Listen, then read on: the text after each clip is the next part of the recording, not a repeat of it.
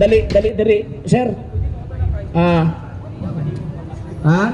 Unsa babasura? Unsa man digihimo din ninyo karon sir, burag gibasura man ninyo ang pulong sa Dios.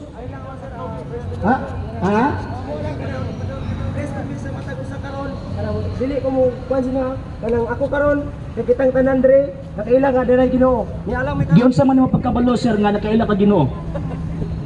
kani wala mo dire aron lamang sa pag Sir. Mabagalan ko sir. Giunsa man nimo pagkabalo nga kaila ka Ginoo? Ako'y mangutana nimo kay siyempre nagwali-wali gud mo, di ba? So ang pangutana, giunsa nimo pagkabalo nga nakaila ka Ginoo? Sir, unsa na sila nga pundok, sir? Ha? Unsa nga pundok? dili ko lang Para madunggan ka ba? Madunggan ka. wait lang. Ang kani mo kuno. Naadto mi dire karon dili lamang sa pagsama niya ani kanang maglalis sa pulong sa Ginoo. Yami karon kay kitang tanan fisherman Wala man ta naglalis. Naguna-wala na kang maglalis ta.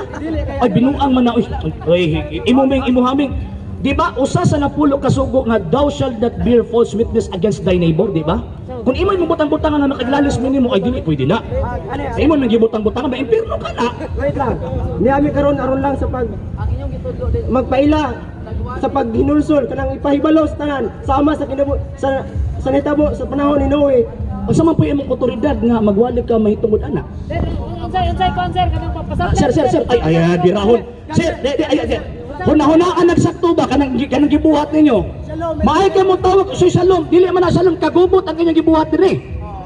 Nga naman kay naay pagtuo ang mga tao nga naa dinhi pagkaman ani-ani mo magwali-wali mong pagtuo nga dili pagtuo ni mga tawhanan na diri. Ayan. Delikado.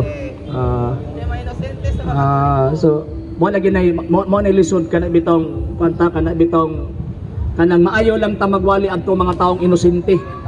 Daghan kay Katoliko namiya sa pagtuong Katoliko tungod anang mga tawhana. Daghan na kaayo mga batan-on nga di na mo respeto sa ilang mga ginikanan tungod anang mga tawhana.